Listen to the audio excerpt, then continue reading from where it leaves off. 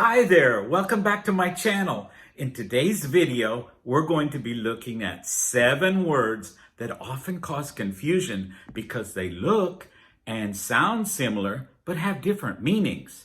These words are tough, though, taught, thought, through, thorough, and throughout. Let's get started. Let's start with tough. This word means difficult or hard. It begins with a t sound. The OU is pronounced like in fun and sunny. And the GH is pronounced like an F. So tough, tough. For example, this math problem is tough.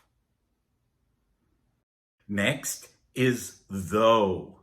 This word is often used to introduce a contrasting idea. It starts with the, which is followed by O, and the GH is not pronounced. So, though. For example, I don't usually drink coffee, though I'll have a cup if it's offered. Moving on to taught.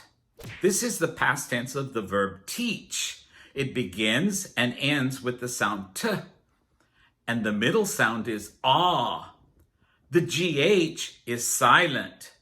Taught, taught. For example, I taught English at the university for many years before I retired. Now let's look at thought.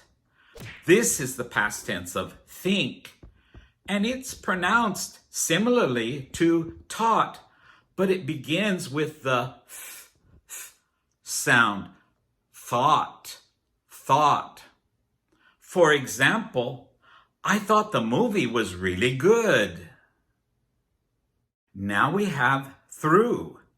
This word means going in one side and out the other, or completing a task or process. It has just 3 sounds, th, u.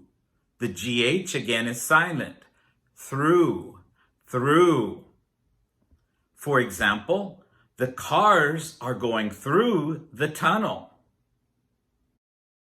Moving on to thorough. This word can mean complete or careful. It's pronounced with 2 syllables. Thorough. Thorough. A little faster. Thorough. Thorough. For example, we did a thorough job of cleaning the house before the party. Last, we have throughout.